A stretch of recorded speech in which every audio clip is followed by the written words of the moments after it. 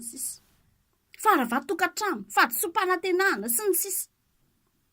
Fa teteny aminao androany manao hoe tsy maintsy fahagagana no ilaina. Dia afaka mbola miova ny fiainanao. Afaka mbola tafarina ianao. Afaka mbola misy zavatra miova eo aminao. Raha mbola misy fahagagana mitranga eo amin'ny fiainanao. Hijery ten'Andriamanitra tsika any amin'ny Exodosy any. Exodosy 4:40 ka ny 5:10. Vakitsika amin'ny anaran'i Jesosy manao hoe aroy Jehova tamin'i Mosesy, nahoana no mitaraina amiko ianao? Lazao amin'ny zanak'Israely mba handroso. Teo anoloana ranomasina mena ny zanak'Israely. Ranomasina misafotofoto, ranomasina mangenieny no teo anoloana ny zanak'Israely ry havana malala. Tsy vitane eo anoloana ihany ny ranomasina, fa any aoriana dia misy fahavalo mihazakazaka ihany koa. Dia ny Egyptianina izay mihazakazaka mafy anenjika ny zanak'Israely, hamono ny zanak'Israely amina fahatezerana lehibe, amina fahavinirana. Ary raha mahatratra ny zanak'Israely eo dia tsy misy ray miangana na zaza ray azy, fa maty avokoa. Satria manenjika amina fahatezerana lalina ny Egyptianina tao aoriana. Eto aloha dia misy ranomasina mena. Rehefa teo amin'izany situation izany ny zanak'Israely ry havana malala, dia izao tsy misy afa-tsy fahagagana sisa. Tsy maintsy mirakla no ilaina. Zay vao tafavoaka eo. Fa raha tsy izany maty. Tsy maintsy fahagagana sisa. Tsy nilaina intsony ny fahaizana ara-tsiantifika teto, tsy nilaina ny fahaizan'ny siantifika, tsy nilaina ny fahaizan'ny manam-pahaizana sy ny olona mpandinika. Satria ny fahavalo manenjika ao aoriana, ranomasina eto aloha, fahagagana sisa ny tsy maintsy ilaina ny zanak'Israely. Ary fahagagana tsy afaka 2 volana, tsy afaka 3 volana, tsy afaka herintaona, fa tsy maintsy fahagagana malaky dia malaky, eo no eo. Tsy maintsy malaky, tsy maintsy ahainga piasa, tsy maintsy tonga farak'izay ahaingana. Fa eto ny zanak'Israely tena hoe eo anelanelany fahavelomana sy ny fahafatesana. Raha tsy misy fahagagana mitranga eo, dia farak'izay aingana dia maty ny zanak'Israely rehetrarehetra. Fa tsy maintsy fahagagana sisa ny mety afaka havelona ny zanak'Israely.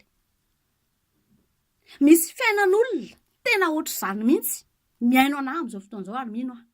Matotonga izany ten'Andriamanitra izany dia misy fiainan'olona tena efa miaina ao anatin'izany situation izany.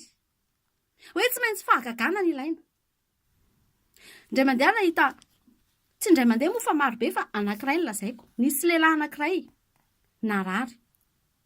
Dia rehefa nandeha tany amin'ny dokotera izy dia natao ny analizy, ny jerena sy ny sisa dia nivaly ny analizy rehetrarehetra fa voan'ny kansera io lehilahy io ary manerana ny tenany iray manontolo izany kansera izany.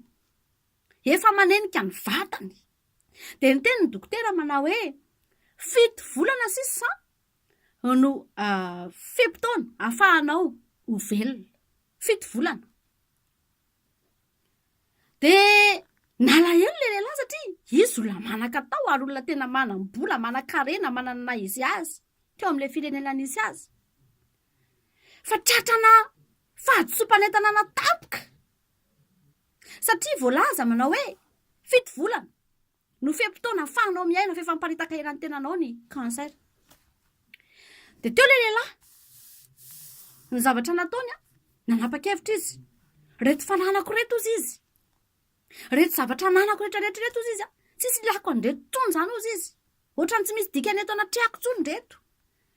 Fa andeha ozy izara an'reto fananako reto ho an'ny malahelo. Dia nandeha izy nandritry ny 7 volana. Mbola natanjaka io lehilahy io. Mbola olona nandehandeha, mbola olona nandeha tany amin'ny tele izy, nanontaniana ny vahiny tany aminay nao manjery maro samihafa izy. Laza ny aretiny. Mbola matanjaka. Fa ny zavatra nandanin'ny fotoana nanomboka teo dia lasa izy nandeha nitety firenena mahantra dia nanangana association, karazana association maro fitezana zazakam-boty sy ny sisa nandanin'ny volany. Tsy ratsy akory izany zavatra izany, tena tsara ny zavatra nataony. Fa ity lehilahy ity moa tsy kristianina. Dia rehefa nahita an'ilay lehilahy dia osa hoe tsy maintsy nisy izao olona nahafantatra an'ity lehilahy ity, niteny taminy manao hoe oralahy, oranadà, Mba fantatrao ve zany Jesosy Kristy tompo zany? Mba fantatrao ve zany Andriamanitra, zany Jehovah Andriamanitra zany? Tsy maintsy nisy ny teny an'izany talohany nahafatesan'ity lehilahy ty, mino aho. Satria ny kristianina dia maneran-tany. Misy kristianina daholo n'aiza n'aiza. Ary ny baiboly dia efa tsy voafetra intsony zao fa afaka mandeha hatrany amin'ny internet, hatrany amin'ny Facebook, n'aiza n'aiza dia afaka hitantsika tenin'Andriamanitra. Dia mino mihitsy aho hoe nisy olona tsy maintsy fanteny ty lehilahy ty, nampafantatra an' Jesosy, nampafantatra an'Andriamanitra. Fa tsotra ny nataony, tsy mila an'izany fa ny zavatra ataoko zao satria efa fito volana sisa ny andro havelomako dia ny ataoko ny andaniko an'izay fito volana izay dia laniko ny fananako andeha za hizara ny fananako an'ny malahelo. Fa tsy tao anatin'ny sainy mihitsy hoe mbola misy hevitra ny amiko ty. Raha misy zavatra miova kely fotsiny eo amin'ny fiainako, misy fitodiana kely fotsiny, misy fahatongavan-tsaina kely fotsiny eo amiko, dia misy zavatra ngeza be afaka nitsimbadika ny fiainako. Ry havana malala, te hitodika amintsika rehetrarehetra androany. Ho anao izay efa mety tena diso fanantenana, efa kivy tanteraka ianao, mety efa marary mafy ianao. Ny mpanompon'ilay kapiteny any amin'ny lioka any, Matio marika lioka. Tonga ilay kapiteny teo amin'i Jesosy, dia miteny ilay kapiteny manao hoe marary mafy efa ho faty ozy ilay mpanompoko. Marary mafy efa ho faty ny mpanompoko. Zany marary mafy efa ho faty zany efa tena mety efa olona miala iny zany. Mety efa olona efa tsisy hevitra tsony zany, efa tena tsy azo atena ina tsony. Matoa izy miteny hoe marary efa ho faty. Fa tsy maintsy fahagagana sisa no tsy maintsy alilaina. Ary fahagagana tsy ela, fahagagana tsy maharitra, fahagagana tsy afaka miandry, fa tsy maintsy eo no eo. Fa raha tsy zany maty le olona. Androany ty hampahery-antsika tsirairay avy. Nisy fahagagana tao anaty baiboly. Petera zao rehefa nanjono, nanarato izy nandritry ny ala dia tsy nahazo trondro izy. Dia tonga Jesosy nanao fahagagana. Fa zany zavatra zany tsy mbola maika, afaka mbola miverina teo Petera raha pitso. Raha mbola tsy nahazo izy raha pitso, afaka mbola miverina teo izy raha afaka pitso. Tsy voatery tsy maintsy nirana fahagagana teo ny eo. Fa misy zavatra tena tsy maintsy ilanao, mirakla. Ary tsy maintsy malaky dia malaky. Ry havako malala, te hitodika aminao androany. Eto Andriamanitra dia miteny amin'ny zanak'Israely manao hoe, teny amin'ny Mosesy, nahoana ianao no mitaraina amiko? Lazao amin'ny zanak'Israely mba handroso. Nisy fitarainana zany natao Mosesy teto.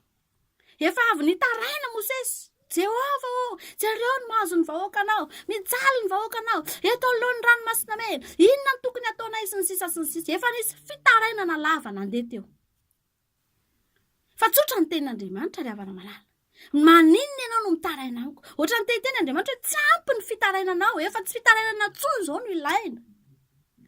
Tsy ampy anatsony ny fitarainanao. Fa baiko ny nomen'Andriamanitra amin'ny Mosesy. Lazao ny zanak'Israely mba handroso. Teneno ny zanak'Israely mba handroso. Vao nilatsaka izay teny izay, tonga tamin'ny zanak'Israely ny teny, mila mandroso sika. Tsy afaka ny salasala ny zanak'Israely, tsy afaka ny andro ny zanak'Israely, tsy afaka mbola ny ena teo amoron-drano ny zanak'Israely. Fa tsy maintsy mandroso raha teo velona. Mety nieritreritra ny zanak'Israely hoe ho an'ny olona izay efa nomonomonina. Fa ndao raha ngaha handroso fotsiny ihany aloha fa faty foana ihany a. Izay zany ny baiko milatsaka fa ndao fotsiny handroso fa tsika nge ho faty foana na handroso na tsy handroso e. Mety nisy an'izany nge tao e. Fa latsaka ilay ten'Andriamanitra hoe lazao amin'ny zanak'Israely mba handroso. Tsy ny salasala, tsy afaka ny andro fotoana, fa tsy maintsy nandroso ny zanak'Israely. Satria izay ny baiko n'Andriamanitra. Ary Andriamanitra rehefa miteny zavatra anankiray, Andriamanitra rehefa mibaiko zavatra anankiray,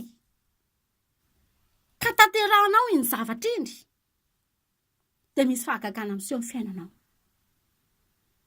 Nandroso ny zanak'Israely, ny saraka roa ny ranomasina.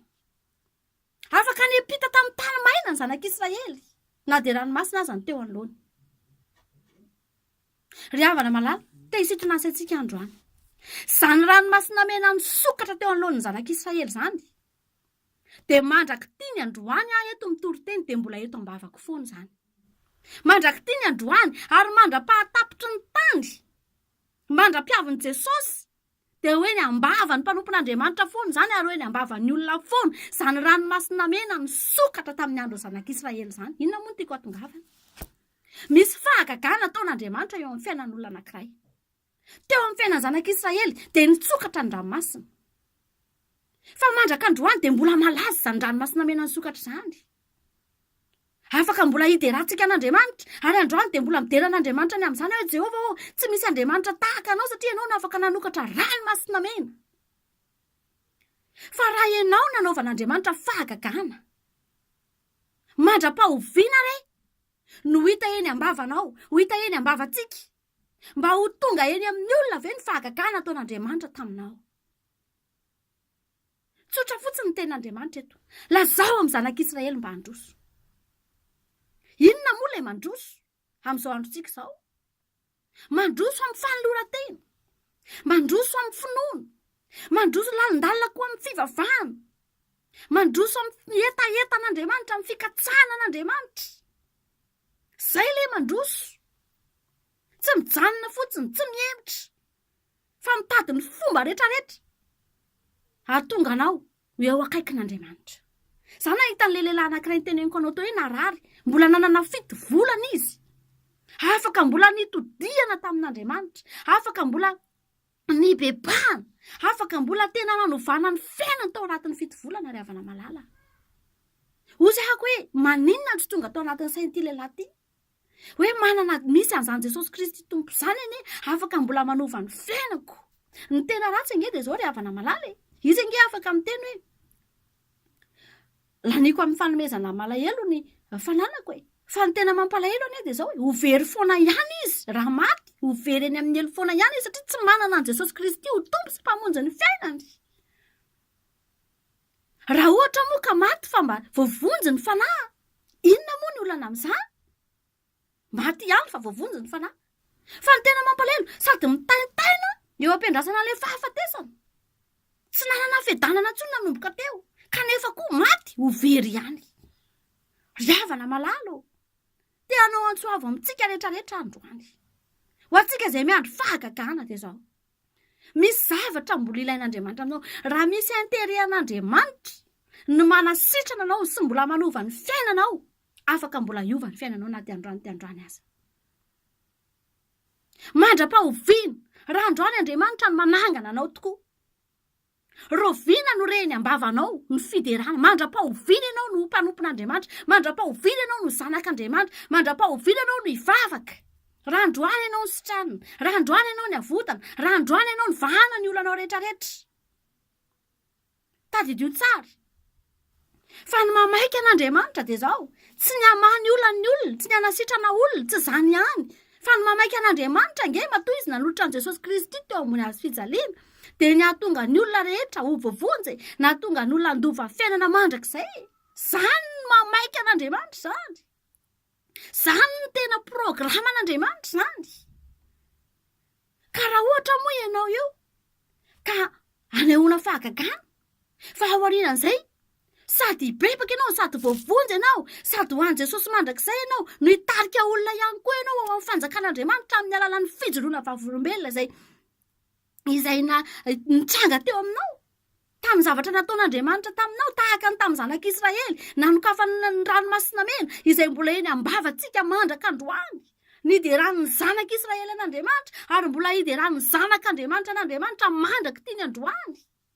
Azon'Andriamanitra atao mihitsy manao fahagagana eo amin'ny fiainan'ny olona anankiray, fahagagana tsy takatry ny saina. Raha toa ka iny olona iny vonona no mba hijoro vavolombelona koa.